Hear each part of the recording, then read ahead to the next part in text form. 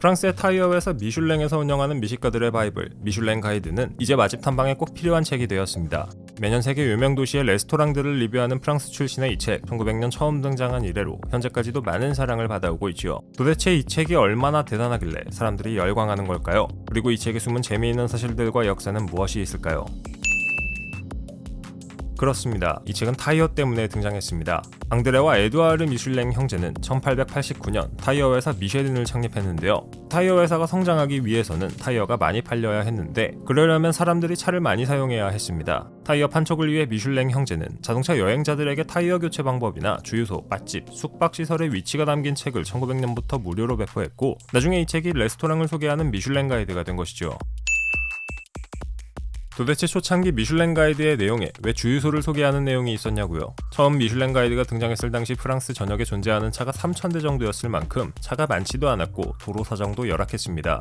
당연히 주유소도 띄엄띄엄 있어 운전자들이 매우 불편해했기 때문에 편의를 위해 이런 정보가 들어가게 되었지요. 그리고 원래 처음 미슐랭 가이드가 시작되었을 땐 레스토랑보다 호텔 관련 정보가 더 많았다고 하는데요. 아무래도 피곤한 운전자들에게 중요한 건 푹 잘 수 있는 호텔이니 이해가 갑니다.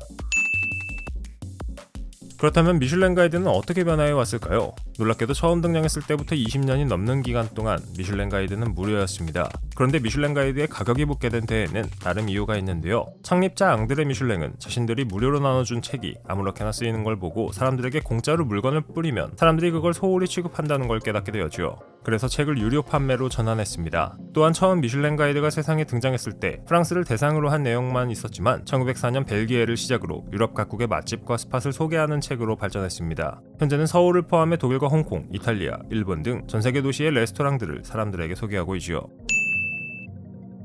미슐랭 가이드를 대표하는 색상은 여러분도 아시다시피 짙은 레드 색상입니다. 원래 처음에는 푸른색이 미슐랭 가이드의 대표 색상이었지만 1931년부터 빨간색으로 바뀌었죠.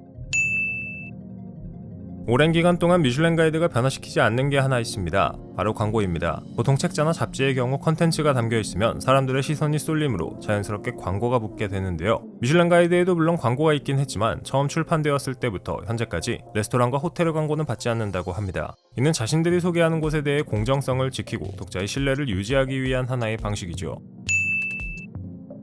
미슐랭 가이드 하면 무엇이 떠오르시나요? 저는 별점이 떠오릅니다. 미슐랭 가이드에서는 각 레스토랑에 별 하나부터 3개까지의 점수를 부여합니다. 이 별점 시스템은 1930년대 처음 도입되었는데 현재까지도 유지 중이죠. 미슐랭 가이드가 별점을 주는 방식은 꽤나 유명한데 딱 몰래 심사원을 손님으로 보내 음식을 먹고 보고서를 작성한 후 이에 따라 평가를 주는 형태라고 합니다. 재미있게도 이 심사원들은 가장 가까운 가족들에게도 자신이 미슐랭 심사원이라는 걸 밝혀서는 안 됩니다. 마치 스파이처럼 말이죠.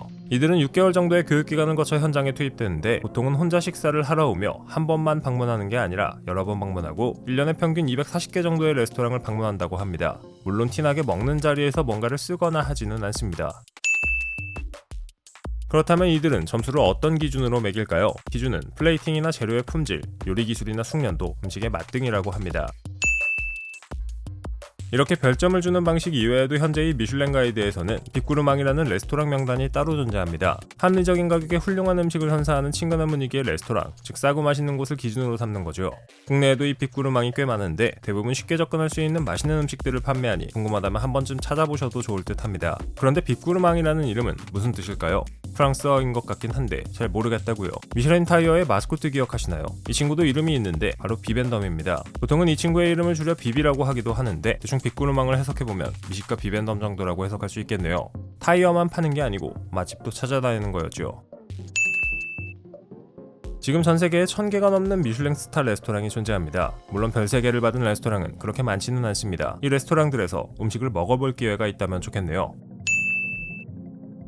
오랜 기간 동안 맛집 리뷰를 해오며 역사를 쌓아온 미슐랭 가이드, 처음에는 홍보 목적으로 시작한 책이 이제는 사람들에게 권위 있는 도서가 되었습니다. 프랑스에서 성경책 다음으로 많이 팔릴 만큼 인기를 끌었으며 27개 이상의 국가를 넘나들며 수많은 레스토랑을 평가해왔죠. 한때는 조작 논란이 있기도 했지만 여전히 그 인기는 사그러들고 있지 않으며 공신력 또한 건재합니다. 앞으로 미식가들이 맛집을 찾아다니는 한 영원히 사랑받게 될 겁니다.